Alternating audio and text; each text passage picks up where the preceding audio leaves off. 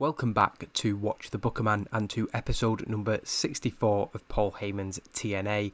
This is the go-home show to Genesis, and we begin with a match, a very, very good match, which we announced last week on TNA Evolve. After AJ Styles and Chris Hero went to a 20-minute time limit, we do get involvement from Jimmy Jacobs here, and while Samoa Joe is able to take him down, Joe then gets hit with the loaded elbow pad of Chris Hero. This doesn't stop AJ Styles from taking control of Claudio Castagnoli, but when the referee is distracted checking on Samoa Joe, Jimmy Jacobs hands the spike that he carries around his neck to Claudio Castagnoli, and this allows him to take control and pick up the pinfall victory. Castagnoli pinning AJ Styles with a Swiss death, 16 minutes and 13, so a damaging defeat for AJ Styles just 3 nights before he faces Jimmy Jacobs at Genesis. He has been kept strong in the process of that, and it is far from a clean defeat for AJ Styles and Samoa Joe. Joining the Kings of Wrestling in the ring after the match, Jimmy Jacobs stands over AJ Styles, probably the only time he's going to be able to do that. His involvement was decisive in the New Age members picking up the victory. Looking down on AJ, Jimmy Jacobs smiles and says he will fight AJ Styles at Genesis. Of course, this wasn't really his choice to make since Paul Heyman made the match, because he's sure that Sunday night will belong to the New Age, and why shouldn't he get involved? The Genesis? No. This is the rebirth of professional wrestling in the image of the New Age. Before Jimmy Jacobs can continue, Kurt Angle comes down from the back and asks where Tyler Black is. He was too much of a coward to get in the ring with him at the end of last week's Impact, and he's nowhere to be seen now. Kurt Angle says that if he isn't going to show his face, then the least he can do is tune into MTV this Saturday night, 24 hours before Genesis, because Kurt Angle is making his TNA Evolve debut. Both guys who spoke improvised well, and we got the crowd hotter again, so certainly no complaints from that segment. Cutting to the back, Larry Sweeney is interviewed regarding the X Division Championship match later tonight, with Christy Hem asking his feelings about the plan for Genesis, not quite playing out as he'd expected. The head of Sweet and Sour says that Roderick Strong might think he outsmarted him last week, but all he did was prove that he doesn't understand the business of pro wrestling. Sweeney says that Okada's rematch is a big money draw, but these people are getting to see it on free TV. Along with a few other things, this is even making him question Paul Heyman's mind for the business. Furthermore, when Kazuchika Okada takes the title from Roderick Strong tonight, there's no pay-per-view payday for Roderick Strong, and there's certainly no title shot for Generation Me. Team USA got lucky in the World X Cup final, and lightning struck twice when Roderick Strong took the title from Okada on TNA Evolved. Tonight, that blemish on Okada's record is exfoliated, and the X Division Championship will return to Sweet and Sour. With that out of the way, he'll then set about sorting out his Austin Creed problem, but that'll come later tonight. And more good improvisation there from Larry Sweeney as we go into another backstage segment. Mickie James speaking with Daisy Hayes about her upcoming match with Alyssa Flash. Mickie gives some advice to Daisy Hayes. She shared the ring with both women, so she's got a few tips. Daisy thanks Mickie for this advice before heading off. As Daisy leaves the room, Tara makes her return. We've not seen her for a couple of months, and she says hi to Hayes before joking that Mickie moved on pretty quickly. Tara laughs this off and says they look great as a tag team a couple of weeks ago, but Tara's feeling good and she's ready to return. Mickie says that it's great to have Tara back, with Tara adding that she's going to be in Mickie's corner for her match with Sarah Del Rey this Sunday at Genesis. Whatever the result of the match, Tara says that she hopes they can get back to defending their Knockouts Tag Team Championships again pretty soon. Mickie agrees, the pair hug, everything looks to be fine between them two as Tara returns to TNA. Alyssa Flash then picks up a decisive victory over Daisy Hayes. We were trying to build Daisy Hayes up, but in trying to negotiate with her, for some reason she's not interested in staying with TNA. I don't know why. I signed her to a short-term deal. I'm now sort of thinking I would have at least signed her to a 6-month deal, because I think there is potential there, but it's likely she's going to leave pretty soon. So a decisive and dominant victory for Alyssa Flash there, and she stands tall, joined by her tag team partner in the ring. Having failed to recruit Daisy Hayes into the group, Flash had sent a message to the Knockouts newcomer in impressive fashion. Again, the idea of Daisy Hayes maybe or maybe not joining the group was something we were going to explore further, but there's no point in doing that. The commentators also used this time to promote a Knockouts tag team 3-way on TNA Evolve this week. The match will also feature DNR and Hamada and Taylor Wilde. We then get some promotion for tonight's main event, with James Mitchell improvising well as he cuts a promo stood in front of his son, the Monster Abyss. James Mitchell says that at the end of 2010, Abyss returned to TNA Impact, making his mark by putting Alex Shelley out of action. The day after that match, Chris Sabin went to management in a prima donna fit of rage and demanded a match with Abyss, an opportunity to avenge his partner. The Monster was more than happy to face Chris Sabin, but Mitchell set the condition that they chose the time and they chose the stipulation. Chris Sabin was naive enough to agree. James Mitchell reminds us that he enjoys a good relationship with Jimmy Jacobs, and the New Age leader can thank him later once more for what is about to happen tonight. Alex Shelley may be a question mark for Sunday, but there is going to be no doubt about Chris Sabin when it comes to what's going to happen in tonight's main event. But it is then time for the X Division Championship match. And obviously the first thing to note is that it's a poor rating because it's the fourth match between them and wasn't as good. So I'm not going to worry too much about that. I know that a 48 isn't representative of the level of performances these two are capable of and have been capable of in the past. Yoshihashi is at ringside with Kazuchika Okada. He's kind of his right-hand man at the minute. He tries to get involved, but then Nick and Matt Jackson come out, of course, partly helping out their partner, but also trying to protect their X Division Championship shot for Genesis. Being a bit of a hypocrite, Sweeney complains to the referee about these two getting involved. Of course, Sweeney and Yoshihashi are both at ringside, so he doesn't really have a leg to stand on, and this actually backfires. Things not going so well for Sweeney recently. Generation Me hit a double super kick to Kazuchika Okada. Roderick Strong didn't necessarily want the help, but does pick the prone Okada back up and hit him with a Gibson driver, defense number 2 of the X Division Championship. But after the match, it's pretty clear that Roderick Strong isn't too happy. Nick and Matt Jackson both join him. Their involvement has ensured that the title match will take place at Genesis. While he is happy to still be champion, Strong, like I said, irritated by the unrequested assistance from Generation Me. He had no problem with them coming out to neutralise Sweeney and Yoshihashi, but they didn't really need to get involved with Okada, especially as they seem to be taking quite a bit of the credit for him still being the champion. Nonetheless, he lets it slide as the commentators promote the Team USA 3-way match that will take place this Sunday at Genesis. All 3 members of the gold medal winning group battling it out for the X Division Championship. Opening up the second hour of Impact, the Forefathers make their way down to the ring, debuting their matching merchandise that features the logo of the group. Christopher Daniels comments on this, saying that he in particular thinks that the 4 looks great on them. He tried 3 with Kaz and Morgan, and that didn't work. He tried 2 as a tag team called Bad Influence, and that didn't go so well either. He tried going solo, and you know the rest. 4 just feels right for Christopher Daniels and for the rest of the Forefathers. He then calls out Bryan Danielson and the Hooligans, who come to the top of the ramp, and Daniels tells the trio that they officially challenge them to a match this Sunday. They've got 72 hours to find themselves a 4th man, or they'll face them in a 4-on-3 match. The choice is theirs. Danielson, London and Kendrick enthusiastically accept the challenge, with the commentators speculating on who they may be able to find. It's very, very short notice, but they have to find somebody, and they have to find them quickly. We then go into an interview for another match that will take place this Sunday, Sara Del Rey's Knockouts Championship defense against Mickie James, with Jeremy Borash asking how Tara's return may play into Del Rey's preparation for the match. SDR laughs off the question, saying that whether Tara is watching from ringside or not, it really doesn't matter. She has wandered in from the scrap heap just in time to watch her best friend fail, and all she'll be good for after the match is pointing Mickie in the right direction to that said scrap heap.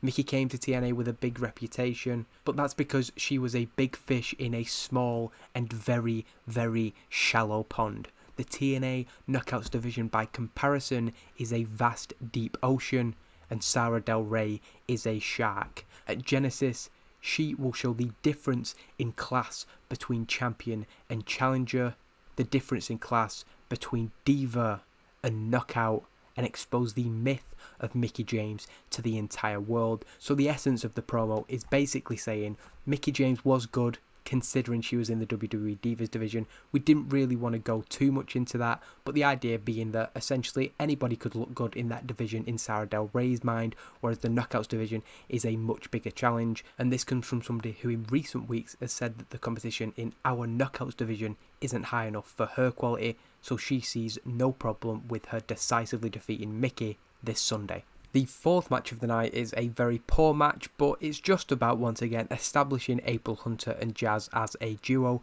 and they pick up a dominant, decisive victory when April Hunter pins Lacey Von Erich with a moonsault. I'll be honest, I didn't know she had that in her arsenal, but that's certainly something that's going to help her get over. Maybe not the best thing for a heel, but when she's getting 24 individual ratings, we probably need something for her. We're bringing the crowd down a bit here. April Hunter and Jazz stand tall following the match, a dominant debut as a duo here in the Knockouts Tag Team division. Interviewing the other side of the Impact main event, Christy Hem speaks with Chris Sabin in the back, and he's asked about the timing of this match tonight. Abyss has had all month to accept this challenge, but he waited for 3 nights before Genesis and a potential championship defense for the Motor City Machine Guns. Sabin accepts that the timing isn't perfect, especially with the uncertainty over whether Alex Shelley will be cleared to compete, but Sabin isn't surprised. Abyss and Mitchell have been in the back pocket of Jimmy Jacobs since they returned last month. As the leader of the New Age is mentioned, he walks into shot, stood between Chris Hero and Claudio Castagnoli. Jimmy Jacobs says that the wording was very clear before their number 1 contendership match with wrestling's greatest tag team. The winner would challenge for the World Tag Team Championships at Genesis. There were no clauses and exceptions made for injury. Not to add any pressure before tonight's main event, but they tell Sabin that Sunday is going to go one of 2 ways. Either Alex Shelley, and Chris Sabin for that matter, get cleared to compete, or they forfeit the match and the World Tag Team titles. The 5th match of the night is an X Division match where Sanjay Dutt defeats another of Larry Sweeney and Kazuchika Okada's associates, Kiyoshi, in 5 minutes and 28 with a Phoenix Splash. Good for Sanjay Dutt to get another victory on the board. It's a pretty poor match actually, probably because it was booked as a squash, but a 60 from Sanjay Dutt is good. As Austin Creed joins Sanjay Dutt in the ring after his win, he was at ringside for his friend. Larry Sweeney comes out to the top of the ramp. He's had enough of Austin Creed running around like he isn't still under contract with Larry Sweeney, because if he wanted to, he knows that he could get Creed barred from competing in a TNA ring and barred from television altogether. He could wrap Creed up in legal issues, but he won't. Mainly because Yoshihashi does a much better job than Creed ever did anyway. Creed sarcastically responds to this, saying that Yoshihashi did a great job earlier as he stood by and watched Okada lose yet again. Larry doesn't like this and looks to wipe the smirk off the face by saying that there is one condition to Creed's release from Sweet and Sour.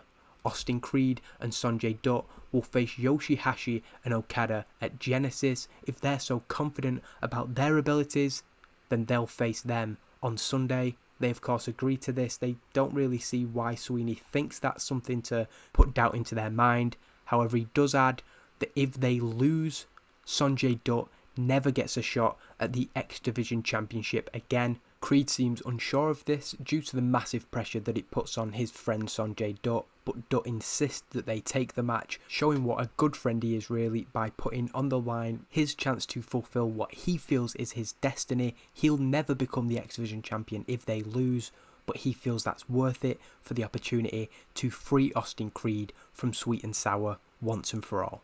Angelina Love and Velvet Sky then introduce the latest guest to the Beautiful People show, a former member of the group, Madison Rayne. Looking for some juicy gossip regarding her breakup with Matt Morgan, Angelina Love and Velvet ask personal and invasive questions, hoping for some scandalous details to be revealed on their show. Rayne bats off the questions, but says she does have something to say that may surprise people. Rayne says that her and Morgan were never really officially a couple. They hung out in the back. They tried to convince their co-workers, their friends and their fans, but it was all about getting them talked about. It was Matt's idea to try and make them this power couple to help them rise to prominence in TNA, but he was dumb enough to blow the lid off the whole thing by asking Maria out. She wasn't willing to be made to look stupid by him, or by anybody. Madison Rayne reveals that she is officially done with men from this moment, and for as long as she lives, she is still the queen of the mountain, and she doesn't need a king. So Madison Rayne swearing off relationships in the future.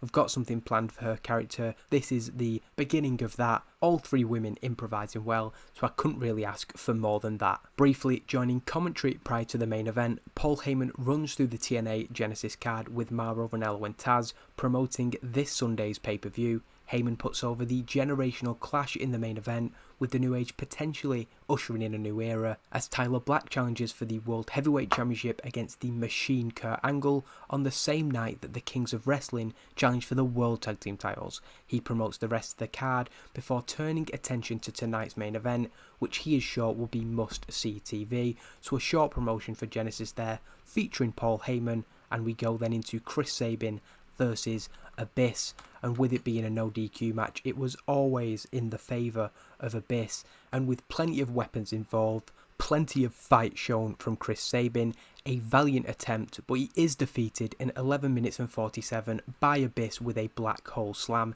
A 67 isn't very good, and I don't know that we've had that killer angle that's going to help us tonight, so I'm concerned this is almost certainly going to be one of the worst episodes we've had. Hopefully this segment will give us a bit of a boost and it will be at least over 70. Abyss stands tall following his win, at the same time as Jimmy Jacobs makes his way out from the back, shaking hands with James Mitchell on a job well done as they cross paths. Jacobs enters the ring, joined by Tyler Black and the Kings of Wrestling. Jimmy reiterates his belief that the New Age will end Genesis with all the gold in their possession, before he's cut off by AJ Styles coming out from the back. AJ is quickly joined by Kurt Angle. Remaining confident, Jacobs orders Hero to throw Sabin to the outside, saying that AJ and Kurt are going to need him too. After all, they seem to be missing a member of their little resistance. He says, "Let me guess, you couldn't find Samoa Joe." AJ and Kurt wonder how Jimmy knows this, but Jacobs then orders a camera to head to a particular location in the back. After a brief pause while the camera operatives get to that spot in the building, Samoa Joe is seen out cold in the back. Jacobs has a smirk on his face and says that people should know by now he always has every base covered. This Sunday is the result of 1 year of meticulous planning.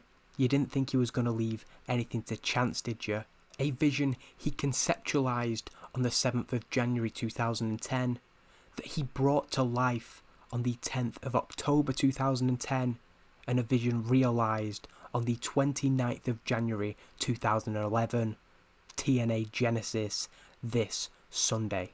A decisive, confident promo from Jimmy Jacobs there. I do feel that going into Genesis as the go home segment, there really is something there that does sell people on the fact that we may see that monumental shift this Sunday. Tyler Black walking out as the World Heavyweight Champion, the Kings of Wrestling with the World Tag Team Championships. Will Alex Shelley and Chris Sabin be cleared to compete? We don't know, but we do know that it will be Kurt Angle versus Tyler Black. A 73 is not as bad as it could have been. Quite relieved there, if I'm honest. Still increasing our popularity in 9 regions. Unfortunate that we do lose it in 4 regions, but I'm sure we can make up for that. In fact, I know we can because I've already recorded it with TNA Evolved. Episode 4 of TNA Evolve begins with a wrestler profile on the World Heavyweight Champion Kurt Angle, who will make his TNA Evolve debut tonight, just 24 hours before his World Heavyweight Championship defense against Tyler Black at TNA Genesis. He talks about the pay-per-view title defense, but says that he has to focus on tonight, where he has a mystery opponent for the main event.